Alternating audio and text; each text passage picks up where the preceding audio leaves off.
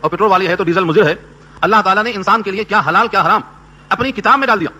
اور آپ کو اس طرف جانے سے اور تعجب ہوگا کہ نماز جیسی اہم عبادت ہے لیکن اس کی اتنی تفصیل نہیں بتایا اللہ نے کہ فجر میں 2 رکعت ہے اور ظہر میں 4 رکعت ہے اور عصر میں 4 ہے, مغرب میں 3 ہے. یہ تفصیل حدیث میں تو ہے, آیتوں میں کہیں داخل نہیں ملیں گی آپ کو. جبکہ نماز فرض ہے, سب سے اعلیٰ عبادت ہے, لیکن اس کی تفصیل حدیث میں. لیکن کتنی اہمیت ہے اللہ کے نزدیک کہ کیا حلال اور کیا حرام, یہی واضح کر دیا آیت کے اندر تاکہ حرام غذا میں جانے پائے قلب کے اندر. کیونکہ جس مومن کے اندر حرام غذا جائے گی اور جو اسے جسم تیار ہوگا اس کا زیادہ حقدار جہنم ہے نہ کہ جنت. من نبت بالحرام, حدیث کے الفاظ ہیں, جو حصہ پرورش پائے گا حرام مال سے اس کے لیے جہنم زیادہ حقدار ہے. اس لیے بڑا مشہور واقعہ ہے سیدنا ابوبکر صدیق رضی اللہ تعالیٰ عنہ کا کہ ایک لقمہ جو مشکوک تھا کھا لیا تھا. اطلاع ملی تو اس کو نکالنے کی کوشش کر رہے ہیں, پانی ڈال کے, ہاتھ ڈال کے. لوگوں نے کہا یہ لقمہ تو ہے, وہ بھی حرام پکا نہیں ہے, مشکوک ہوا, شبہ ہوا آپ کو. فرمایا ابوبکر کی جان چلی جائے یہ زیادہ آسان ہے اس کے مقابلے میں کہ اس سے ہمارا جسم تیار ہو جو جہنم کے لائق بن جائے. یہ ہمارے اکابر ہیں, یہ صحابہ ہیں. اسی لیے اللہ تعالیٰ نے کیا کھائیں اور کیا نہ کھائیں پوری وضاحت فرما دیا. تو ترجمہ ہو چکا تھا لیکن وضاحت پھر سے کرتا ہوں میں. حرمت علیکم المیتہ, تم پر مردہ حرام. مردہ کی تعریف یہ ہے کہ جس کو ذبح نہیں کیا جا سکا, ذبح کیے بغیر مر گیا. ہاں 2 میتہ ایسے ہیں جو حلال ہیں, 2 میتہ.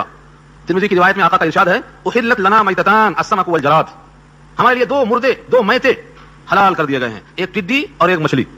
السمک والجراد یہ 2 حلال کر دیے گئے ہیں. ان کے علاوہ المیتہ سے الف لام تمام مردے حرام کر دیے گئے ہیں. بعض لوگوں نے دریا کے تمام جانوروں کو حلال قرار دیا ہے. وہ آیت 7ویں پارے میں آ رہی ہے جس کو بیس بنایا انہوں نے, احل لکم صید البحر. اس آیت سے انہوں نے استدلال کیا ہے, انشاءاللہ یہ بحث وہاں ہم کریں گے کہ شکار دریائی کیا حلال ہے کیا حرام ہے. اس آیت کے ذریعے اتنا معلوم ہونا چاہیے کہ صرف 2 مردے, ایک ٹڈی اور ایک مچھلی حلال کر دی گئی. مچھلی کی تعریف تو آپ جانتے ہیں, لیکن ٹڈی کیا ہے اس میں جو بہت بزرگ ہوں گے وہ جانتے ہوں گے, وہ دیکھے ہوں گے. باقی ہم جب سے ہوشدار ہوئے ہیں ٹڈی آئی نہیں, معلوم ہو گئے ہم. یہ اللہ کی طرف سے آسمان سے آتی تھی اور لوگ اسے کھاتے تھے, لیکن اب ٹڈی اوپر سے آنا بند ہو گئی ہے. جیسے من اور سلوا بند ہو گیا ہے. کیوں من سلوا بند ہو گیا ہے؟ من اور سلوا کے بارے میں تھا کہ اس کو کھا لینا, اٹھا کے نہیں رکھنا کل کے لیے, لیکن جب سے اب فریزر آ گیا ہے لوگ مہینوں کا ہفتوں کا رکھ دیتے اٹھا کے. ہمارے پاس جمع کر کے اسٹاک کرنے کا حکم اتنا سخت نہیں ہے جتنا عمل کر رہے ہیں. انہوں نے رکھا من اور سلوا کو, آنا بند ہو گیا, ٹڈی بھی بند ہو گئی, اب صرف مچھلی باقی رہ گئی ہے.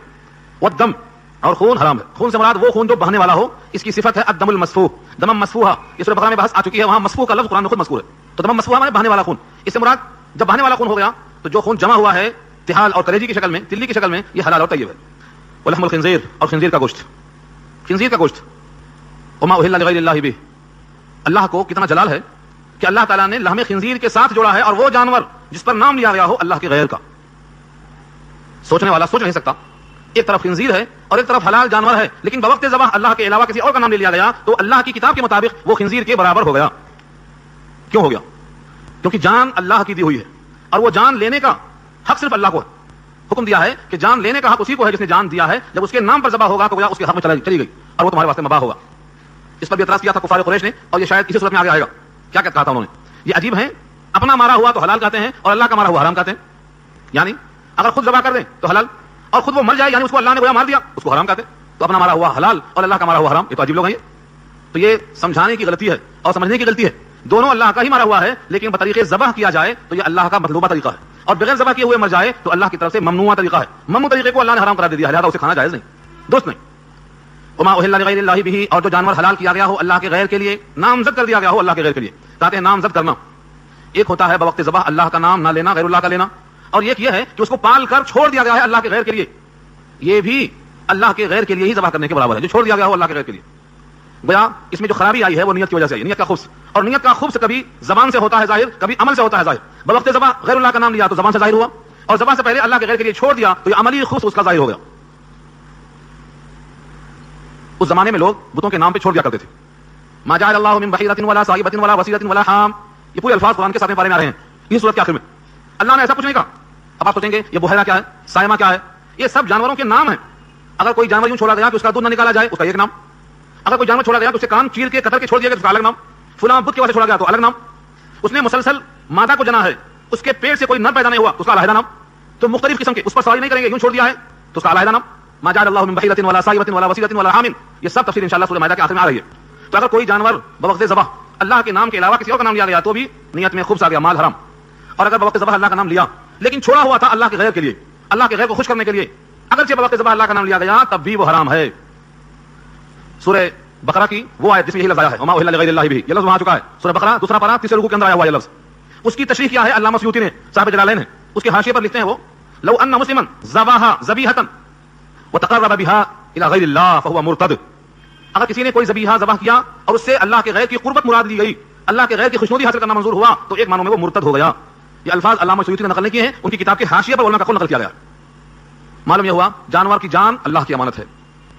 اس میں آپ کو ایک اور سوچنے کا، ایک بار چیونٹی نے کاٹ لیا حضرت موسیٰ کو درخت کے نیچے، انہوں نے تمام چیونٹیوں کو مسل دیا، فرمایا کہ دیکھو ایک چیونٹی نے کاٹا تھا، آپ نے پوروں کو مسل دیا، اور بعض لوگ چیونٹی پر آگ ڈال دیتے تاکہ وہ جل کے ختم ہو جائیں، پھیلنے نہ پائیں۔ فرمایا آگ کا عذاب دینا صرف اسی کو جائز ہے جو ان کا خالق ہے، جس نے ان کی جان عطا کی ہے، کسی اور کو آگ کے عذاب میں ڈالنا جائز نہیں ہے۔ تو جان کا لینا اور جان کا دینا یہ دونوں خالق اور خالقیت کی دلیل ہے، اس میں کسی غیر کو اختیار نہیں ہے۔ تو اللہ کو اتنا جلال ہے کہ جو حلال بکرا ہو، حلال بکری ہو، حلال مرغ ہو، اللہ کے نام کے علاوہ کسی کو خوش کرنے کی خاطر ذبح کر دیا گیا تو فرماتے ہیں کہ وہ حرام ہے، جیسے خنزیر کا گوشت حرام ہے، دونوں برابر رکھا اللہ نے۔ بظاہر کوئی فرق نہیں، دیکھنے میں یہ بھی گوشت یہ بھی گوشت، اور چمڑا چھیلنے کے بعد بولی بنانے کے بعد تو بالکل فرق نہیں آئے گا آپ کو۔ اس کی مثال سمجھو، اللہ نے فرمایا کفار قریش کے جواب میں، کفار قریش نے کہا تھا ہم 2 روپے کی چیز 4 روپے کی بیچتے ہیں تو کہتے ہیں کہ حلال، اور 2 روپیہ دے کر ہم 3 روپے وصول کرتے ہیں تو کہتے ہیں سود اور حرام۔ جواب دیا اللہ نے احل اللہ البیع وحرم الربا، اللہ نے بیع کو حلال کیا ہے اور ربا کو حرام کیا ہے، تم کو نظر آئے جائے نہ آئے، اللہ کو اختیار ہے۔ اب اس کا فرق کیا ہے؟ کیوں 2 روپیہ دے کر 3 لینا جائز نہیں ہے اور 2 کی چیز 4 میں بیچنا جائز ہے؟ کیوں؟ یہ حکمت ہے، اور حکمت کو لفظوں میں سمجھانے کے لیے فہیم آدمی سامنے ہونا پڑتا ہے تاکہ لوگ محنت کریں، کسب کریں، اور دنیا دارالاسباب ہے، اکتساب کا دروازہ کھل جائے، لوگ کاہل نہ ہوں اور دوسروں کا مال بغیر مشقت کے کھانے کے عادی نہ بنیں۔ بہت سے مسائل اور بہت سے فوائد رکھے ہوئے ہیں۔ تو ٹھیک ایسا یہاں بھی ہے، جو جانور اللہ کے علاوہ کسی کے نام پر ذبح کیا جائے گا وہ اللہ کے یہاں حرام ہے۔ آگے فرمایا والمنخنقۃ والموقوذۃ والمتردیۃ والنطیحۃ وما اکل السبع الا ما ذکیتم۔ منخنقہ کے معنی وہ جانور جس کا گلا گھونٹ لیا گیا ہو، مثلا رسیوں سے، چاہے اس نے خود گھما پھرا کے تان کے اپنے گلے کو سخت کر لیا ہے یا کسی نے کھینچا ہے اور گلا گھونٹ لیا ہے، منخنقہ وہ جانور جس کا گلا گھونٹ دیا گیا۔ والموقوذہ، موقوذہ کے معنی آتے ہیں کسی کے مارنے سے مر گیا ہو، ڈنڈا کسی نے ایسا مارا کہ وہ مر گیا اس کی وجہ سے اور خون باہر نہیں نکل سکا، بندوق کی گولی کا بھی حکم اسی سے آتا ہے، موقوذہ سے ایسی مار جس سے وہ مر جائے لیکن زخم نہ آئے تو وہ حرام ہوگا۔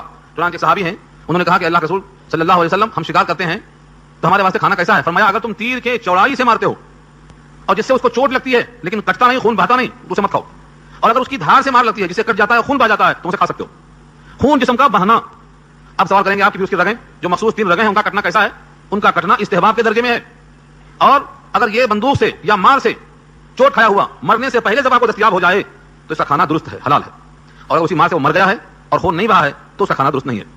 والمتردیہ، تردی کے معنی آتے ہیں اوپر سے نیچے گر کے مرنا، تردیہ پھینک دینا کسی نے یا اوپر سے گر گیا نیچے، بلندی سے نیچے آنے کی بنا پہ مر گیا ہے تو متردیہ کہلاتا ہے۔ والنطیحہ، نطیحہ نطحن سے جس کے معنی سینگ سے مرنا، ایک بکری دوسرے کو مار دی، ایک بھینس دوسرے کو مار دیا، ایک بھینس دوسرے بھینس کو مار دیا، اس سے جو مر جاتے ہیں ان کو نطیحہ کہا جاتا ہے۔ وما اکل السبع، اور جس کو درندے نے کھایا، یعنی جس کو درندے نے پکڑا شکار کے طور پر اور اس میں سے کچھ کھا لیا۔ کھا لیا کا مطلب یہ ہے کہ وہ اس کے کھا لینے سے مر گیا اور تم اس کو ذبح نہیں کر سکے۔ اگر فرض کرو اس نے پکڑا اور اس میں سے کھا لیا اور ابھی زندہ ہے، وہ مثلا مرغی کو بلا لے کے بھگ رہا ہے، دوڑایا آپ نے پکڑ لیا، اس نے کچھ گوشت میں سے کھا لیا لیکن مرغی زندہ ہے، ایسا ہی حال اگر بکری کو بھیڑیا پکڑ لے گیا تو ان تمام کا حکم ایک ہی ساتھ لگایا اللہ نے، الا ما ذکیتم، مگر جس کو تم نے ذبح کر لیا ہو۔ الا ما ذکیتم کا تعلق تمام سے ہے، یعنی منخنقہ گلا گھونٹا ہوا، موقوذہ مار لگا ہوا، متردیہ گر پڑا ہوا، نطیحہ سینگ سے مارا ہوا، وما اکل السبع درندے سے زخمی شدہ، یہ 5 میں سے کوئی بھی ہو، اگر تم نے ان کو مرنے سے پہلے ذبح کر لیا، الا ما ذکیتم، مگر جب تم نے اس کو حلال کر لیا، اب حلال اور طیب ہے، درست کھانا اس کا۔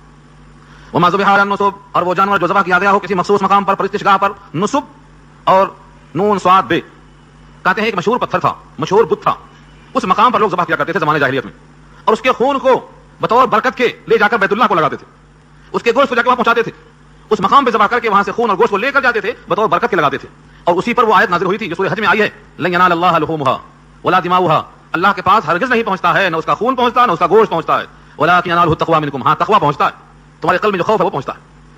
تو یہ فرمایا کہ کسی بت پر یا کسی مقام پر جو جانور ذبح کیا گیا ہو یہ بھی حرام ہے، یعنی آپ یہاں ذبح کر سکتے ہیں مگر یہاں اپنے گھر میں ذبح کرنے کے بجائے کسی مخصوص مقام پر اس واسطے لے جاتے ہیں کہ وہاں لے جانے سے کسی کی رضامندی مقصود ہے، کسی کی خوشنودی مقصود ہے، جسے بت پرست کہا کرتے تھے۔ سورہ زمر کے الفاظ ہیں، ما نعبدهم الا ليقربونا الى الله زلفى، ہم ان کی پرستش نہیں کرتے ہیں مگر اس لیے تاکہ یہ بت ہمیں اللہ سے قریب کر دیں۔ وہ بھی اللہ کو جانتے اور مانتے تھے، وہ بتوں کی پرستش اس لیے کرتے تھے کہ یہ بت جو چھوٹے چھوٹے ہیں یہ اللہ کے سفارشی حمایتی ہمیں اللہ سے قریب کر دیں گے۔ سورہ زمر کے الفاظ ہیں، ما نعبدهم الا ليقربونا الى الله زلفى، تو بتوں کی پرستش کا مقصد یہ تھا کہ وہ بت اللہ سے قریب کر دیں گے۔ ایسے ہی کسی مقام پر بکرے کو لے جا کر ذبح کرنا، گائے کو لے جا کر ذبح کرنا، یا کسی کو لے جا کر ذبح کرنا تاکہ اس مقام پر جس کا نام لیا جاتا ہو یا جس کا نام وہاں مشہور ہو یا وہ جگہ جس کی طرف منسوب ہو یا جہاں جانے سے جس کو خوش کرنا مقصود ہو، یہ سب ذریعہ بن جائے تقرب کا اور اللہ سے قربت کا اور اللہ سے خوشنودی کا اور مطلب براری کا اور اپنے نظر و نیاز کی تکمیل کا، یہ سب کے سب وما ذبح علی النصب میں آتے ہیں، یعنی ان کا لے جا کر وہاں ذبح کرنا یہ درست نہیں ہے، اس کا کھانا جائز نہیں ہے۔ اس زمانے میں یہ عام دستور تھا کہ نصب پر لے جا کر ذبح کرتے تھے، اس لیے کسی بھی مقام پر لے جا کر ذبح کرنا، پہلے اس آیت میں غور کر لینا وما ذبح علی النصب کیا ہے۔ یہاں احتیاط کیا ہو سکتی ہے؟ احتیاط یہ سکتی ہے کہ آپ کسی بھی شخص کو ثواب پہنچانا چاہتے ہیں، آپ جس طرح سے ہمیشہ معمولاً ذبح کرتے ہیں، ذبح اللہ کے نام پہ کیجیے اور قربا میں کھلائیے، تقسیم کیجیے اور پھر اللہ سے دعا کیجیے کہ میں فلاں بزرگ کو اس کا ثواب پہنچانا چاہتا ہوں، اللہ آپ پہنچا دیجیے. جس کو بھی آپ پہنچانا چاہیں گے آپ کا ثواب ان کو پہنچے گا. لیکن کسی مخصوص مقام پر لے جا کر ذبح کرنا اور وہاں جا کر ہی جان دینا تاکہ وہ جان ان کے مقام پر جائے اور اس جان کی بنا پر ان کو خوشی حاصل ہوگی اور ہمارا مطلب بنے گا، یہ شرک میں آتا ہے اور ذبیحہ حلال نہیں ہوگا. اور ایک عمل ہوتا تھا وان تستقسموا بالازلام، ازلام ظلم کی جمع ہے، تیر پانسوں کے، اور تستقسموا استقسام کے معنی تقسیم کو چاہنا، پانسوں کے تیر سے تقسیم چاہتے تھے. اور اس کی 3 شکلیں ہوتی تھیں. تیر ابراہیم علیہ السلام کا مجسمہ رکھا تھا ایک بیت اللہ میں، ان کے ہاتھوں کے درمیان رکھنے کا مقام بنایا ہوا تھا، اس میں تیر تھے، کسی پر لکھا ہوا ہے 2 حصہ، کسی پر لکھا ہے 1 حصہ، کسی پر لکھا ہے کوئی حصہ نہیں. اب جو تیر ہاتھ میں آئی اس کے آپ مالک بن گئے، برابر گوشت لینے کا حقدار تھا، تیر میں نکل گیا کہ تمہارا حصہ نہیں تو حصہ ختم ہو گیا. ایک قسم سے یہ جوا ہے، جس کے نام پہ نکلا اس کی لاٹری لگ گئی اور جس کے نام پہ نہیں نکلا بیچارہ محتاج ہو گیا، خاموش ہو گیا. تو یہ جائز نہیں ہے. اور ایک قسم یہ ہوتی تھی کہ میں یہ کام کروں کہ نہ کروں، میں جاؤں کہ نہ جاؤں. اس قسم کی فعال کی کیفیت ملتی ہے تاریخ میں. آپ کو شاید سیرۃ النبی کا واقعہ یاد ہوگا، اس مہینے میں تو کثرت سے آپ پڑھتے ہوں گے. نبی صلی اللہ علیہ وسلم اور ابوبکر صدیق رضی اللہ تعالیٰ مکے سے ہجرت کرتے ہوئے مدینہ جا رہے ہیں. اطلاع ملی کہ آپ جا چکے اور جو آپ کو پکڑ کے لائے گا اس کو 100 اونٹ انعام ملے گا. 100 اونٹ کی چکر میں سراقہ ابن جاشم کو لاکھ ٹپک گئے. اس نے کہا میں لے کے آتا ہوں. راستے میں گیا، قریب پہنچ گئے. روایت میں ہے کہ ابوبکر صدیق کی تلاوت کی آواز سراقہ کے کان میں پڑتی تھی، اتنا قریب پہنچ گیا. ٹھوکر لگی گھوڑے کو، سمیت دھس گیا زمین میں. گھوڑا دھس گیا، نکلتا ہی نہیں گھٹنے تک. اب ترکش میں سے تیر نکالتا ہے، جاؤں کہ نہ جاؤں، تعاقب کروں کہ نہ کروں. یہ اللہ کی مرضی ہے کہ تعاقب کے موقع پر اس کے ترکش سے تیر نکلا کہ واپس چلے جاؤ، سراقہ آگے مت جاؤ. لیکن سوچتا ہے 100 اونٹ، وہ 100 اونٹ کی فکر میں پھر آگے بڑھتا ہے، پھر دھستا ہے، پھر ترکش سے تیر نکالتا ہے، چیک کرتا ہے، حکم ہوتا ہے واپس جاؤ. 3 دفعہ ترکش میں تیر یہی نکلا کہ تم واپس جاؤ. یہ سب من جانب اللہ ہے، لیکن اس کے اونٹوں کی لالچ مجبور کرتی ہے، آگے بڑھتا ہے. اور 3 بار اس کے پاؤں دھس جاتے ہیں. تیسری بار اسے یقین آتا ہے کہ اب میں کامیاب نہیں ہوں گا اور یہ مقصد میرے واسطے مفید نہیں ہے. اب التجا کرتا ہے کہ یہ کامیاب ضرور ہوں گے اور آواز دے کے بولتا ہے میرے ذات کے لیے امان لکھ دو، میرے ذات کے لیے امان لکھ دو. مجھے یقین ہو گیا آپ مکہ فتح کریں گے اور آپ قبضہ کریں گے اور آپ بادشاہ بنیں گے. میرے واسطے اس دن کیا ہوگا، میرے واسطے امان لکھ دو کہ تمہارے واسطے امان. آپ نے کہا ابوبکر لکھ دو امان. پھر فرمایا کہ دیکھو امان ہی نہیں، سراقہ تمہارے ہاتھ میں کسرا اور قیصر کے کنگن ہوں گے. یہ انعام ہے تعاقب کرنے والے کا. تم 100 سرخ اونٹ کے چکر میں ہو، تمہارے ہاتھ میں کنگن سونے کے ہوں گے. مجھے پورا واقعہ بیان کرنا مسئلہ نہیں ہے، یہ ایک جز ہے. اس میں دکھانا یہ ہے کہ اس زمانے میں یہ عام معمول تھا کہ ترکش سے تیر نکالتے اور فال کھولتے، چلنا کہ نہیں چلنا، کرنا کہ نہیں کرنا. حالانکہ 3 قسم کے لوگ بلند درجوں کو نہیں پہنچ سکتے. اسی آیت میں لکھا ہوا ہے، قرطبی نے لکھا ہے کہ 3 قسم کے آدمی ترقی نہیں کر سکتے. ایک جو 500 کے تیر سے فیصلہ لیتا ہو کہ میں یہ کام کروں کہ نہ کروں، جاؤں کہ نہ جاؤں، استسلام بالازلام، یعنی 500 کے تیر سے فیصلہ لینا، آگے نہیں بڑھ سکتا. اور ایک آدمی جو کسی سفر میں جا رہا تھا تو ایسی چیز سامنے آئی کہ پلٹ گیا، واپس آ گیا، نہیں بھائی بلی آ گئی، ہاں سفر کامیاب نہیں ہوگا، وہ فلانے کی شکل دکھائی دی مجھے، اب تو کامیاب نہیں ہوگا، وہ ہم سفر سے واپس آ گیا. فرمایا کہ جس کا عقیدہ اتنا کمزور ہے کہ اپنے عزم کو بلی کے آنے سے بدل دے رہا ہے، فیضا عزم کا فتوکل علی اللہ، جو کسی کام کا پختہ عزم کر لو تو بھروسہ اللہ پہ کرو. یہ بلی آنے سے کیا ہوتا، چوہے آنے سے کیا ہوتا، تو بھروسہ اللہ پہ. تو فال کھولنا اس انداز سے، حصہ بانٹنا اس انداز سے، وہمی ہونا اس انداز سے، یہ درجات سے محرومی کی دلیل ہے. پیچھے جائے گا. اللہ نے خود کہا ذالکم فسق، ذالکم فسق، یہ سب گناہ ہیں. کون کون سے؟ اوپر جو بتائے گئے ہیں، ان میں سے خاص طور سے کسی مقام پر لے جا کر ذبح کرنا اور 500 کے تیر سے قرآن اندازی کرنا، یہ دونوں کام ذالکم فسق، یہ فسق ہے. فے سین قاف اس کا مادہ ہے. پورے قرآن کریم میں جہاں پر لفظ آئے گا یہ فسق، جس کے معنی آتے ہیں اپنے خواہشات کی تکمیل کے لیے شریعت کی چادر پھاڑ دینا، اللہ کے احکامات کو توڑ دینا، نبی کے طریقے کو چھوڑ دینا، اپنے خواہشات کی تکمیل کر لینا. اس کو فسق کہتے ہیں. ایسا کرنے والے کو فاسق کہتے ہیں. اسی کے ساتھ فاجر کا بھی لفظ آتا، فاسق اور فاجر. اولئک هم الکفرۃ الفجرہ، اور فاجر کو اللہ نے جوڑا ہے کافر کے ساتھ. تو کافر اور فاجر ایک جگہ پر کہا اور فجرہ اور فسقہ ایک مقام پہ کہا. یہ سارے اعمال فسقیہ کہلاتے ہیں. آگے بہت خوشخبری کی بات ہے. اسی ٹکڑے میں فرمایا الیوم یئس الذین کفروا من دینکم، آج مایوس ہو گئے ہیں وہ، نا امید ہو گئے ہیں وہ جنہوں نے کفر کیا ہے تمہارے دین کے بارے میں. جو تمہارے دین سے اب تک کفر کرتے رہے وہ آج مایوس ہو گئے. جب فتح مکہ نہیں ہوا تھا تو ان کو امید تھی، بار بار حملہ کرتے تھے. سن 6 ہجری تک پورے لوگ چڑھائے تھے مدینے پر جب غزوہ احزاب ہوئی تھی اطراف عالم سے کہ ان کو ختم کر دیں گے. 7 ہجری کے موقع پر جو صلح ہوئی ہے، لیکن جب 8 ہجری میں مکہ فتح ہوا تو کافروں نے دم توڑ دیا اور کہا اب یہ دین غالب ہو کر رہے گا، اسے کوئی روک نہیں سکتا، یہ پھیل کر رہے گا اور یہ پیشین گوئی ہے قیامت سے پہلے ہر کچے پکے مکان میں اسلام داخل ہو کر رہے گا. یہ پیشین گوئی ہے اور یہ قیامت سے پہلے جو زندہ رہیں گے وہ دیکھیں گے کہ اسلام ہر گھر میں داخل ہوگا، عزت والوں کی عزت کے ساتھ اور ذلت والوں کی ذلت کے ساتھ. یعنی جو خوشی سے مانتے ہیں وہ عقیدے کے ساتھ تسلیم کریں گے اور بقیہ لوگ مجبور اور ذمہ ہو کر قبول کریں گے. اسلام ہر گھر میں داخل ہوگا. تو 8 ہجری کی بات ہے، سارے کافر مایوس ہو گئے تمہارے دین سے، یعنی اب ان کی ہمتیں پست ہو گئی. اور نبی کا اعلان تو آ چکا ہے سن 6 ہجری ہی میں کہ آج تک یہ حملہ کرتے رہے، ہم دفاع اور ڈیفنس کرتے رہے، آج کے بعد ہم اقدام کریں گے. الیوم یئس الذین کفروا من دینکم، آج مایوس ہو گئے وہ لوگ جنہوں نے کفر کیا ہے تمہارے دین سے، نا امید ہو گئے. فلا تخشوہم واخشونی، بس ان سے مت ڈرو اور مجھ سے ڈرو. ڈرنے کا مطلب کیا ہے؟ یہاں لفظ خشو، خیشین واو، خشیہ. ایسی خشیت نہیں جو سانپ سے ہوتی ہے، سانپ کو دیکھے طبعی خوف، شیر کو دیکھا طبعی خوف، ایسا خوف مراد نہیں ہے. بلکہ ایک آدمی باپ سے چپکے سگریٹ پینے کا عادی ہے، اچانک باپ سامنے آ جائے تو کیسا خوف ہوتا؟ ارے باپ نے دیکھ لیا بری حرکت کرتے ہوئے، اب کچھ کہتے، اب کچھ بولتے، اب کچھ ڈانٹتے. ایک طبعی جلال طاری ہوتا ہے، ایک فطری محبت کے ساتھ ان کا احترام شامل ہوتا. فرمایا کہ اللہ تعالیٰ کا ایسا ڈر جس میں عظمت ہو، یہ خشیت کہلاتا ہے. سانپ کی طرح، شیر کی طرح نہیں، بلکہ جس طرح سے ایک بیٹا باپ سے ڈرتا ہے ادب کے ساتھ، ایک شاگرد استاد سے ڈرتا ہے، یہ مراد ہے. فلا تخشوہم، ان سے مت ڈرو، واخشونی، مجھ سے ڈرو. یعنی ان کا کہا مت مانو، میرا کہا مانو، میرا قاعدہ فالو کرو، میرا اصول اپناؤ. ہم نے جسے حلال کہا ہے اسے حلال سمجھو، اور ہم نے جسے حرام کہا اسے حرام جانو. الیوم اکملت لکم دینکم، آج کامل کر دیا میں نے تمہارے لیے تمہارا دین. اکملت لکم، کامل کر دیا. اوپر کی آیت میں جو مضمون آیا ہے، یہ مسلسل آیت آ رہی ہے. یہ سن 10 ہجری میں جب آپ نے حج کیا ہے، عرفہ کے میدان میں 9 ذی الحجہ کو یہ آیت نازل ہوئی تھی. اسی موقع پر ایک یہودی نے کہا تھا کہ اے عمر بن خطاب، تمہارے پاس ایک آیت قرآن کریم میں ہے، اگر وہ ہم کو میسر ہوتی تو ہم اس دن کو عید مناتے، خوشیاں مناتے. کہا وہ کون سی آیت ہے؟ اس یہودی نے یہی آیت پڑھا، الیوم اکملت لکم دینکم، کہ آج تمہارا دین، تمہارے واسطے میں نے کامل کر دیا. حضرت عمر نے کہا کہ میں جانتا ہوں وہ کب نازل ہوئی، کہاں نازل ہوئی، کس دن نازل ہوئی. بعض روایتوں میں ہے کہ وہ جمعے کا دن تھا، یوم الحج الاکبر فرمایا اس کو، اور عرفہ کا دن تھا 9 ذی الحجہ. فرمایا اس دن کو میں خوب جانتا ہوں، اور وہ عرفہ کا میدان ذی الحجہ کی 9 تاریخ کس عید سے کم ہے؟ ساری کائنات تو جمع ہوتی ہے وہاں پر. عید میں تو صرف محلے والے جمع ہوتے ہیں، گاؤں والے، شہر والے، لیکن عرفہ کے میدان میں سارا عالم جمع ہوتا ہے. یہ کہا کر جواب دیا. اشارہ یہ ہے کہ اس تاریخ کو دین کامل ہو گیا. جناب عمر رونے لگے. آقا نے پوچھا روتے کیوں ہو؟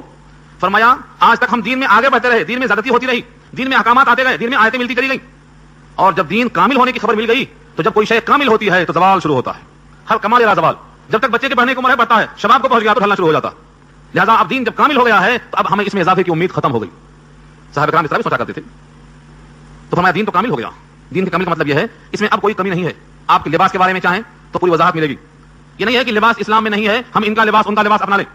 لباس کے بارے میں وضاحت ملے گی، کھانے کے بارے میں وضاحت ملے گی، عبادات بدنیہ اور مالیہ کی وضاحت ملے گی، کہاں سے کمائیں کہاں خرچ کریں وضاحت ملے گی. اب ہم کسی بھی جز میں کسی دوسرے مذہب کے محتاج نہیں رہے. یہ ہے تکمیل کا مطلب. اس کے باوجود مسلمان کیا کرتے ہیں؟ ہر جگہ کی نقل کرتے ہیں. جو چیز پسند آئی، جو ہیرو پسند آیا، اور جو ملک کا بڑا سبرا پسند آیا، اس کی نقل شروع ہو جاتی ہے. لباس میں، ہولیے میں، کھانے پینے کے طور طریق میں، شادی بیاہ میں، یعنی دنیا کے ہر گوشے میں ہم نقل کرتے ہیں. لیکن صحابیت کی شان بتاتی ہے کہ ہم کسی سے مروب نہ ہوں. مجھے اس موقع پر وہی بات نہیں بھولتی. ایک صحابی بادشاہ کے ساتھ بیٹھے ہوئے ہیں، بطور سفیر کے گئے ہوئے ہیں، اور بادشاہ کے کھانے کیا کم ہوتے ہیں؟ لقمہ ہاتھ سے گر گیا، اٹھا کے کھانے لگے. لوگوں نے کہا یہ دسترخوان بادشاہ کا ہے، آپ کے پاس کھانے کی کمی نہیں ہے. لوگ کیا کہیں گے کہ تم اٹھا کر کھا رہے ہو، لقمہ گرا ہوا، گری ہوئی حرکت ہے یہ. ان کا جواب سننے کے لائق ہے. فرماتے ہیں اترک سنت حبیبی لہؤلاء الحمقى، کیا میں اپنے حبیب کی سنت ترک کر دوں ان ہمقوں کی وجہ سے؟ یہ ہے صحابیت. اسی وجہ سے ان کا مقام بلند ہے. اور ہم ذرا سی لالچ آ گئی، ذرا سی چاشنی مل گئی، نبی کا طریقہ چھوڑ بیٹھتے ہیں. جو چاہتے ہیں کر لیتے ہیں، جو چاہتے ہیں پہن لیتے ہیں. مجھے حیرت ہوتی ہے کہ نوجوان نسل کے پائجامے اور پینٹ ٹخنوں سے اتنے نیچے ہوتے ہیں کہ بے مبالغہ جھوڑ کام کرتے ہو، جبکہ صراحت موجود ہے کہ کعبین سے جتنا نیچے حصہ ہے وہ سب جہنم میں ہے. ما اسفل من الکعبین من الازار فهو في النار. ٹخنے سے نیچے جو کچھ بھی ہے سب جہنم میں ہے. یہ وعید کو کون سننے والا ہے؟ کس سے کہا جائے؟ آج پورے نوجوان لڑکے اسی لباس میں لگے ہوئے ہیں. ایک دو چیزیں نہیں ہیں، کئی چیزیں ایسی ہیں. تو ہم پر لازم یہ ہے کہ ہمارا جب دین کامل ہے تو اس کی تکمیل کا مقصد یہ ہے کہ ہمارے پاس ہر چیز کا علاج موجود ہے. ہمیں کسی کے پاس جانے کی حاجت نہیں. عقیدے سے لے کر عمل سے لے کر تمام احکامات کی فہرست موجود ہمارے پاس ہے. اور اللہ فرماتے ہیں واتممت علیکم نعمتی، ترغیب دیکھو، بطور نعمت کے میں نے تم پر دین اسلام کی شکل میں جو نعمت دی ہے اس کو میں نے تمام کر دیا. اتممت، اتمام کر دیا. علیکم، تم پر، نعمتی، میری نعمت. یہ دین کیا ہے؟ نعمت ہے. بعض لوگ کہتے ہیں بڑا بوجھ ہے. 5 وقت کی نماز، صبح نیند سے اٹھ جاؤ، نیند سے اٹھ جاؤ، یہ لگتا ہے کہ بوجھ ہے. لیکن جو حقیقت کے ساتھ اپنی حیات پر غور کریں گے، ہم کہاں سے آئے، کہاں جا رہے ہیں، کس نے بھیجا، کس نے بلایا، اور یہاں رہ کر ہمیں کیا کرنا ہے، جو غور کریں گے تو صبح اٹھنے والا انسان چاق و چوبند رہے گا، اور صبح سوتے ہوئے رہنے والا جو 11-12 بجے سو کے اٹھتا ہے وہ دن بھر پزمردہ رہے گا. میری ذاتی رائے نہیں ہے، یہ نبی صلی اللہ علیہ وسلم کا ارشاد ہے. جب صبح کے وقت میں آدمی کی آنکھ کھلتی ہے، اگر یہ فوراً اللہ کا ذکر کر لیتا ہے تو اس کی گرہ کھل جاتی ہے. کون سی گرہ؟ شیطان نے جو گرہ لگائی ہے. 3 گرہیں لگاتا ہے وہ. ہر آدمی جب سوتا ہے تو اس کی گدی پر 3 گرہیں لگی جاتی ہیں. جیسے ہی آنکھ کھلی، اللہ کو یاد کر لیا، ایک گرہ کھل جاتی ہے. اور اٹھ کر اگر اس نے وضو کر لیا، دوسری کھل جاتی ہے. اور اس نے اگر سجدہ کر لیا 2 رکعتوں کی شکل میں تو تیسری کھل جاتی ہے. اور صبح اٹھتا ہے تو نشیط، چاق و چوبند، مستعد، اور نبی کی دعاؤں کا مصداق بنتا ہے. آقا نے فرمایا اللہم بارک فی بکور امتی، میری امت کے تڑکے کے اوقات میں برکت نصیب فرما، برکت نصیب فرما. اللہم بارک فی بکور امتی فرمایا. یہ چاق و چوبند ہے. اس کے بالمقابل جو آدمی آنکھ کھلی، سوتا رہا، نہ اللہ کا ذکر، نہ اللہ کا خوف، سوتا رہا، نہ وضو کیا، نہ نماز پڑھا، یہاں تک کہ دن نکل آیا، آقا فرماتے ہیں شیطان اس کے کان میں پیشاب کر کے چلا جاتا ہے اور کہتا ہے تم تو مجھ سے بدتر نکلے. میں نے تو خدا کے حکم سے آدم کو سجدہ نہیں کیا تھا، لیکن تم خدا کے حکم سے خدا ہی کا سجدہ نہیں کرتے ہو. کان میں پیشاب کر کے چلا جاتا ہے.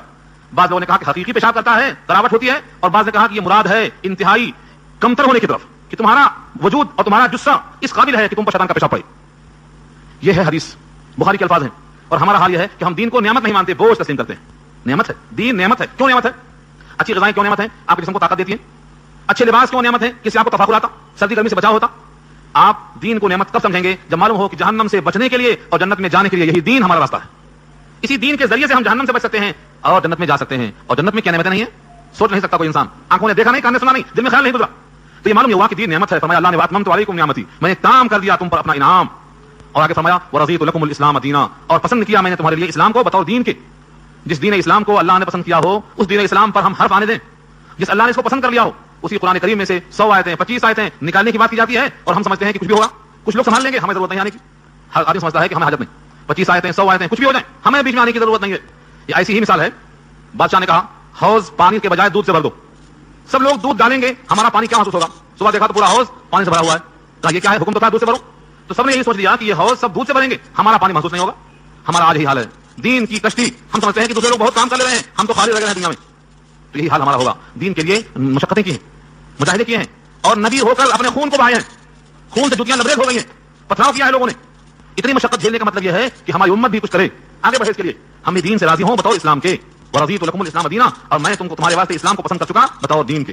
بھوک کی شدت اتنی ہے کہ بےتاب ہو گیا, اب خطرہ ہے کہ غذا نہیں ملے گی تو یہ ختم ہو جائے گا. یوں تو اللہ نے مشقت کے طور پر, مجاہدے کے طور پر آدمی کی تکلیف کو برداشت کرنے کے لیے اتنا مادہ دیا ہے کہ کئی دن تک پتا کھا کے بھی گزارا گیا. حضرت موسیٰ کے بارے میں آتا ہے کہ 7 دن تک پتے پر گزارا رہا ان کا. جب مصر کی طرف سے نکلے ہیں اور مدین جا رہے ہیں فرعون کے شر سے بچنے کے لیے, تو 7 دن راستے میں کوئی غذا نہیں تھی سوائے پتوں کے. خود نبی پاک شعب ابی طالب کی گھاٹیوں میں 3 سال تک اپنے تمام ساتھیوں کے ساتھ پتے ہی تو کھائے 3 سال تک. یہ مشقت, یہ محنت, یہ مجاہدہ کس کے لیے تھا؟ اللہ کے لیے تھا. تو اگر کسی کی حالت ایسی ہو جائے کہ مخمصے میں جان پڑی ہے, مر جائے گا, فمن اضطر غیر باغ فمن اضطر فی مخمصۃ, بس جو مضطر ہوا کسی مخمصہ میں یعنی بھوک کی شدت میں, ایک شرط کے ساتھ, غیر متجانف لاسم, نہ مائل ہونے والا ہو گناہ کی طرف, ذرہ برابر گناہ کرنے کا دل میں داعیہ نہ ہو. یہاں پر ایک ہی شرط ہے, 2 شرطیں دے گئی پیچھے. وہاں شرط کیا تھی؟ لذت لینے کا ارادہ نہ ہو. چکھیں ذرا کیسا ہوتا ہے اس کا گوشت, اس کا ذائقہ دیکھیں کیسا ہوتا. غیر باغ ولا عاد, نہ حد سے تجاوز کرنے والا ہو, نہ لذت لینے والا ہو, نہ ضرورت سے زائد کھانے والا ہو. جتنے حصے سے جان بچ جائے سد رمق بقدر حاجت کھا دے کے چھوڑ دینا. یہ ہے 2 شرطیں. غیر متجانف لاسم, نہ مائل ہونے والا ہو گناہ کی طرف.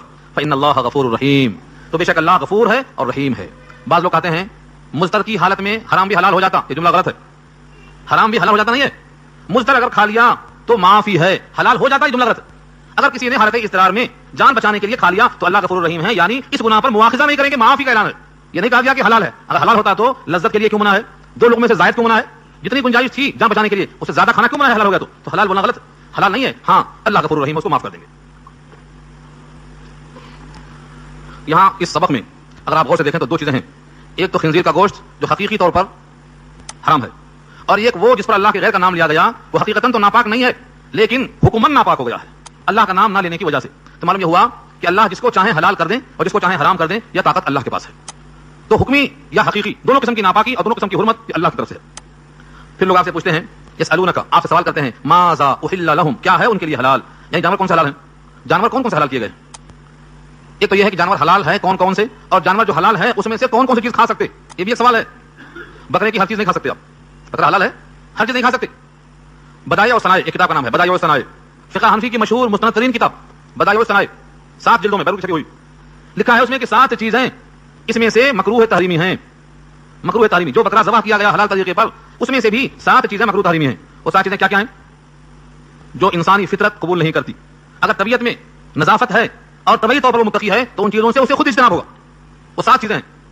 آپ بعد میں پوچھیں گے کہ مولوی صاحب 7 کیا ہیں, الگ الگ پوچھیں گے. ہاں کہ اس میں سے ہم تقریباً چیزیں نہیں کھاتے ہیں. ہاں 1-2 چیزیں ہیں جس میں لوگ پتہ نہیں جانتے ہیں یا لذت زیادہ اللہ علم کیوں نہیں چھوڑتے اس کو. نر اور مادہ کی شرمگاہیں یہ حرام ہے, اس میں سے پھکنا حرام ہے, اس میں سے پتا حرام ہے, اس میں سے غدود جو ریڑھ کی ہڈی میں ہوتا ہے غدود یہ بھی حرام ہے, اس میں جو کپورا ہے یہ بھی مکروہ تحریمی ہے. اسی آیت کی تشریح کرتے ہوئے لکھا ہے, اور ایک آیت اور کوٹ کیا انہوں نے سورہ اعراف کی, یحل لکم الطیبات ویحرم علیہم الخبائث. یہ سورہ اعراف کی آیت نمبر 158 ہے غالباً. اس آیت کو نقل کیا انہوں نے اور کہا ہے کہ کپورا طیبات میں سے نہیں آتا, وہ شرمگاہ کا جز ہے, اس واسطے کھانا مکروہ تحریمی ہے. یہ بدائع الصنائع میں نقل کیا ہے. اور حیدرآباد کی مشہور کتاب جو چھپی ہوئی ہے جس کا نام ہے نصاب اہل خدمات شرعیہ, اردو میں چھپی ہے, یہاں کے پورے علماء کی متحدہ کتاب ہے, اس کتاب میں بھی یہی چیز لکھی ہوئی ہے. تو سورہ اعراف کی آیت میں طیبات کو حلال کیا ہے اللہ نے, اور جتنی چیزیں خبائث ہیں ان کو منع کر دیا ہے. قل احل لکم الطیبات, کہا تو حلال کیا گیا ان کے واسطے طیبات کو. طیبات کیا ہیں؟ پاکیزہ چیزیں, حلال جانور. وما علمتم من الجوارح, اور وہ جانور جن کو تم نے سکھلایا ہے شکار کرنا. جوارح جمع ہے جارح کی, اور جرح کے معنی زخمی کرنا, دوڑ کے پکڑنا مراد ہے اسے, یعنی کتا, خود کالانا یعنی کتا. من الجوارح مکلبین, مکلب کیا ہے؟ قلب سے بنا ہے, قلب کہتے ہیں کتے کو. مکلبین یعنی کتے جن کو تم نے تیار کیا ہے, جن شکاری جانوروں کو تم نے تعلیم دی ہے, یعنی کتے وغیرہ. تعلمونہن, تم نے ان کو تعلیم دے رکھی ہے. مما علمکم اللہ, اس میں سے جو تم کو سکھلایا ہے اللہ نے. اب تعلیم کیا ہے, قلب معلم کی صفت کیا ہے, وہ کتے کی پہچان کیا ہے, یہ کئی سارے پیدا ہوں گے, ان میں کئی اصول ہیں, میں موٹی موٹی باتیں عرض کرتا ہوں. اس میں سے کتا آپ کا سکھلایا ہوا, اس کی پہچان یہ ہے کہ جب آپ کہیں چلے جا شکار پہ تو چلا جائے, اور جب کہیں آپ کے رک جا تو رک جائے, یہ پہلی پہچان ہے. آپ کے کہنے سے جائے اور آپ کے بولنے سے رک جائے, یہ اس کی پہلی صفت ہونا چاہیے. اور نمبر 2 یہ کہ شکار کو پکڑنے کے بعد کچھ بھی اس میں سے نہ کھائے. اگر اس نے کچھ کھایا اس میں سے تو اس کا مطلب یہ ہے کہ اس نے شکار اپنے لیے کیا ہے، آپ کے واسطے نہیں کیا. یہ شرط دوم ہے، اس میں سے کچھ کھائے نہ، پکڑ کے محفوظ جو کا تم لائے. اور تیسری شکل اور بھی ہے کہ جب آپ نے کہا بسم اللہ، آپ کا بسم اللہ گویا بندوق کی گولی ہے، جھٹ سے پہنچتا وہاں، جھٹ سے وہاں پہنچتا ہے. یہ ساری پوچھتے ہیں کہ اللہ کے رسول میں نے دیکھا کہ میرا کتا وہاں پہنچا ہوا ہے اور بھی کتے پہنچے ہوئے ہیں. جب وہاں میں جا کے دیکھا تو کئی کتوں کے بیچ میں وہ شکار پڑا ہوا ہے، کھانا کیسا میرا؟ یہ مجھے پتا نہیں کہ میرے کتے نے اس کو پکڑا ہے یا کسی اور کتے نے پکڑا ہے. آپ نے کہا تم نے بسم اللہ الرحمن الرحیم اپنے کتے پر کہا کے بھیجا ہے، سب پہ نہیں بھیجا ہے. اور جب مشتبہ ہے کہ تمہارے کتے نے پکڑا ہے یا کسی غیر نے، تمہارے واسطے کھانا درست نہیں ہے. معلوم یہ ہوا بسم اللہ کہا کے چھوڑنا ہے. اگر جانور اس میں سے کھا لیا تو وہ قلب معلوم کی تعریف میں نہیں آتا. فکلوا مما امسکنا علیکم، یہ ترجمہ، فکلوا بس کھاؤ اس میں سے، امسکنا علیکم کہ اس نے پکڑا ہے تم پر، تمہارے لیے جس کو پکڑا ہے تم اس کو کھا سکتے ہو. امسکنا علیکم تم پر پکڑا ہے، تمہاری خاطر پکڑا ہے. واذکروا اسم اللہ اور نام لو اللہ کا، علیہ اس پر، واتقوا اللہ اور اللہ سے ڈرو. یہ کیسا موقع ہے ڈرنے کا؟ ایسا نہ ہو کہ تم اللہ کا نام لیے بغیر کھا جاؤ، یا کتا قلب معلم نہیں ہے، شرائط پوری نہیں کرتا ہے اور تم کھا جاؤ، کھانے کی دھن اتنی سوار ہو جائے کہ اسلام کے اصولوں کو چھوڑ کر کھا جاؤ. ایسے موقع پر تمہارا امتحان ہے. واتقوا اللہ، اللہ سے ڈرو. ان اللہ سریع الحساب، بے شک اللہ جلد حساب لینے والے ہیں. سریع الحساب کیوں کہا؟ سریع کے معنی جلدی، کہیں کہا شدید العقاب سخت سزا والے ہیں، کہیں فرمایا سریع الحساب جلد حساب لینے والے ہیں. یہ صفتیں جو الگ الگ لائی گئی ہیں یہ مخصوص حالات میں. شکاری آدمی شکار پہ جھپٹتا ہے بہت تیزی کے ساتھ، بہت جلدی غذا سامنے لے لیتا ہے کھینچ کھانچ کے. اشارہ یہ ہے کہ تم جتنا جلدی شکار پہ گرتے ہو اور تم جتنا جلدی حرام پہ گر پڑتے ہو حلال کی فکر کیے بغیر، تمہارا اس پر جو مواخذہ ہوگا وہ اس سے کم تیز نہیں ہے، اس پہ اور تیزی ہے. سب سے تیزی سے حساب لینے والا اللہ کی ذات ہے. چنانچہ حدیث میں آتا ہے ساری کائنات کا حساب آدھے دن میں ختم ہو جائے گا، آدھے دن میں. پھر یہ دنیا کا دن ہوگا، آخرت کا نہیں فرمایا. دنیا کے آدھے دن میں ساری مخلوق کا حساب ختم ہو جائے گا. ان علینا ثم ان علینا حسابہم، ہمارے ذمہ حساب اللہ فرماتے ہیں. اور جب حساب ہوگا تو حساب جس کا بھی لیا جائے گا اس کا مواخذہ یقینی ہے. من حسبا عذبا، من حسبا عذبا، جس کا حساب لیا گیا عذاب دیا گیا. اس آیت کو سن کر جناب عائشہ پوچھتی ہیں کہ اللہ کے رسول ایک آیت میں تو یہ ہے من حسبا عذبا فرمایا آپ نے، جو حساب لیا گیا پکڑا گیا، اور آپ دعا فرماتے ہیں اللہم حاسبنا حسابا یسیرا، ہمارا حساب آسان لیجیے. ایک طرف فرماتے ہیں حساب آسان لیجیے، ایک طرف فرماتے ہیں حساب لیا گیا تو عذاب دیا گیا. کیا مطلب ہے؟ فرمایا جہاں میں نے کہا تھا حساب لیا گیا تو عذاب دیا گیا، وہاں مراد جرح ہے. جرح جب جرح کی جائے گی حساب میں تو پکڑا جائے گا، بچے گا نہیں. اور جہاں میں نے دعا کی ہے اللہم حاسبنا حسابا یسیرا، حساب آسان لیجیے، اس کا مطلب صرف پیش ہی ہے، بس گزر جاؤ، پیش ہی ہے گزر جاؤ. تو دعا یوں کرو کہ جرح نہ ہونے پائے، جرح ہوئی تو کوئی بچنے والا نہیں ہے. اس لیے اللہم حاسبنا حسابا یسیرا نبی صلی اللہ علیہ وسلم کثرت سے پڑھتے تھے، کثرت سے پڑھتے تھے. اور ان کی ذات کے واسطے نہیں تھا، وہ تو محبوب ہیں، یہ ہمیں سکھانے کے واسطے تھا کہ تم کثرت سے پڑھو. اللہم حاسبنا حسابا یسیرا، اکیلے ہیں تو اللہم حاسبنی حسابا یسیرا کثرت سے پڑھنا چاہیے. اليوم احل لكم الطيبات وطعام الذين اوتوا الكتاب حل لكم. یہاں پر دو مضمون ہیں. آج تمہارے واسطے طیبات کو حلال کر دیا گیا. طیبات سے مراد کیا ہے؟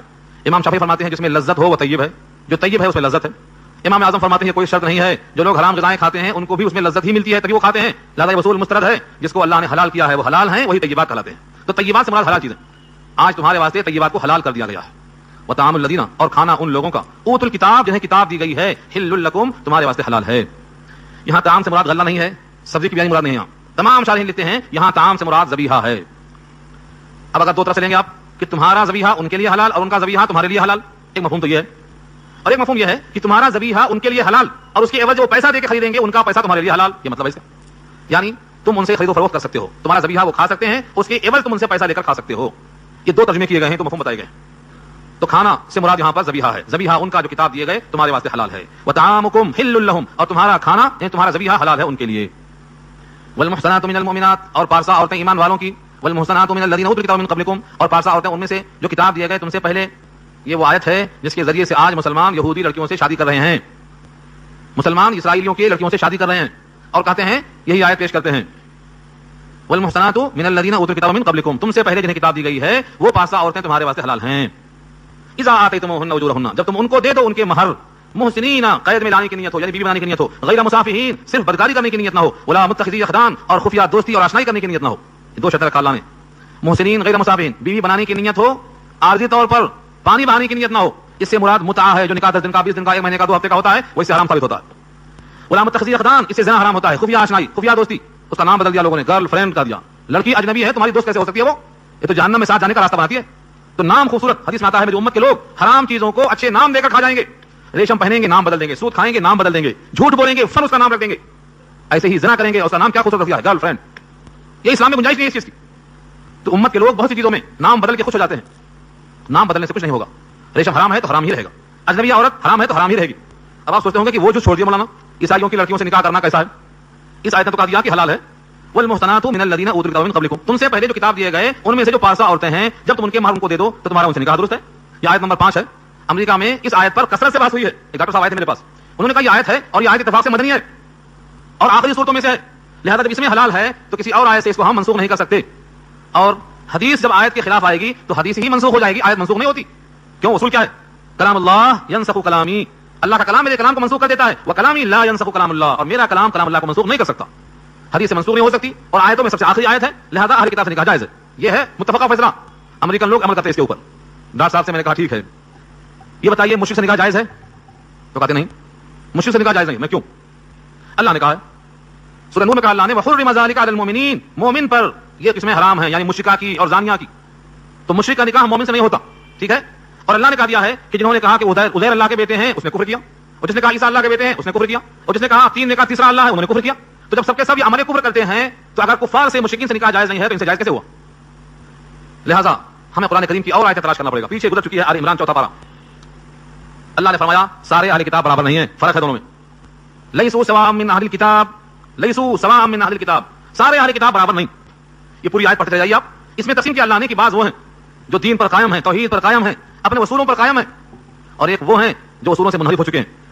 پہلی قسم یہ ہے کہ ڈھیروں مال دے دو تو تم کو واپس کر دیں گے, اور دوسری قسم یہ ہے کہ ایک دینار مل جائے ان کو موقع سے تو تم کو واپس نہیں کریں گے. اتنے بدیانت ہیں یہ, تو دونوں کا حکم ایک نہیں ہے. معلوم یہ ہوا کہ جو اہل کتاب مواحد ہوں, اپنی کتاب پر قائم ہوں, توحید آخرت کو مانتے ہوں تسلیس کے, اور دوسرے جو الزامات ان پر ہیں کہ وہ اللہ کے بندوں کو اللہ کا بیٹا مانتے ہیں, ان کفریہ عقائد میں نہ ہوں, تو ان سے نکاح جائز ہے. ایسے لوگ اب موجود نہیں ہیں کیونکہ اب وہ کتاب ہی نہیں ہے, اس کتاب پہ عمل کرنے والے بھی نہیں ہیں. لہذا وہ سب کے سب توحید سے خالی ہیں اور مشرکین اور کفار کی فہرست میں شامل ہیں. جس طرح عام مشرکین سے نکاح جائز نہیں ہے, ان سے بھی اب جائز نہیں ہے. یہ اس کی وضاحت ہے.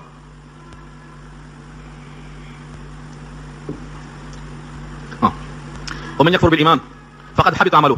اللہ اکبر, کیا جملہ ہے اور کس موقع پر ہے. فرمایا کہ جو نکاح کرے گا خفیہ آشنائی کے لیے, اندر اندر دوستی, نکاح نہیں کر لیتا. نکاح کرے گا تو جائیداد بڑھتی ہے, اور خفیہ آشنائی کرتا ہے تو جسم بڑھتا ہے. جسم کے بٹنے کی فکر نہیں, جائیداد کے بٹنے کی فکر ہے. آج تو عورتوں کا بھی حال یہ ہے, اگر شوہر 10 مرتبہ زنا کر کے آئے تو اتنا ناراض نہیں ہوں گی, لیکن نکاح ایک کیا تو ناراض ہو جائیں گی. کیوں؟ نکاح ایک کر کے آیا جائیداد بڑھ گئی, اور زنا 10 کر کے آیا تو جائیداد نہیں بڑھتی, جسم بڑھتا. اللہ فرماتے ہیں کہ خفیہ آشنائی جو زنا ہے یہ در حقیقت کفر کرنا ہے ایمان لانے کے بعد. جس چیز کو اللہ نے حرام کر دیا ہو اور جس چیز کو اللہ کے ہاں جائز نہیں ہے تم اس کو جان بوجھ کر کی حرام ہے پھر بھی کرتے ہو, تو سنو ومن یکفر بالایمان, اور جو کفر کرے گا ایمان کے ساتھ, یعنی ایمان لانے کے باوجود ایمان کے تقاضوں پر چلنے کے بجائے کلمات کفر کے تقاضوں کو پورا کر رہا ہے, تو اس کا انجام فقد حبط عمله, اس کے سارے عمل حبط ہو گئے. حبط کے معنی بیکار ہو گئے, کالعدم, کسی عمل کا اس کا اعتبار نہیں. جیسے ایک کافر ابھی ایمان لے آئے تو اس کے ایمان لانے کے ایک ادنا سے عمل کی وجہ سے زندگی کے سارے گناہ ختم, ایک عمل کے طفیل سارے گناہ ختم. ایسے ہی ایک آدمی اگر مرتد ہو گیا تو ساری نیکیاں ختم, واجب القتل ہو جاتا ہے. معلوم یہ ہوا بعض اعمال کی نحوست ایسی ہے کہ سابقہ ریکارڈ کو ایسا بنا دیتی ہے. تو اللہ فرماتے ہیں جو آدمی کفر کرے گا ایمان کے ساتھ, یعنی ایمان لا کر اعمال کفر کرے گا, فقد حبط عمله, تو اس کے عمل پورے غارت ہو جائیں گے. اور کیا ہوگا؟ وهو فی الآخرۃ من الخاسرین, وہ آخرت میں خسارے والوں میں سے ہوگا. خسارہ اور گھاٹا, اس کا نتیجہ کیا ہے؟ جہنم ہے. چاہے دھلائی کے لیے جائے, کچھ دن کے بعد نکال لیا جائے, لیکن جو جائے گا وہ خسارے والوں میں سے ہوگا. اس رکوع میں جو احکامات آئے ہیں ان کا تعلق حرام اور حلال سے ہے, اور حلت و حرمت اللہ کی قدرت قدرت میں ہے. جن چیزوں کو اللہ نے حرام کہا ہے اس کو حرام مان کر چلنا, یہی ایمان کا تقاضا ہے. اب حرمت اور حلت کے بیان کے بعد, جسمانی غذائیں صاف ہونے کے بعد, اب بندہ ظاہری پاکی حاصل کرے گا, یعنی وضو کرے گا اور غسل کرے گا اور نماز پڑھے گا. اس لیے اگلا رکوع اسی سے متعلق رہا ہے. پہلے غذائیں پاک ہوں, پھر ظاہری حصہ پاک ہو, پھر نماز پڑھ کر اللہ سے ملاقات کے قابل بنے گا. یہی خرابی آ گئی تو اس کا وضو, اس کا غسل, اس کی نمازیں سب منہ پہ پھینک دی جائیں گی, وہ خسارے کے اندر پڑ جائے گا. تو اللہ نے وضو سے پہلے, غسل سے پہلے, نماز سے پہلے غذاؤں کی تطہیر کر دیا ہے. اللہ تعالی ہم سب کو عمل کرنا آسان فرمائے. دعا کر لیں.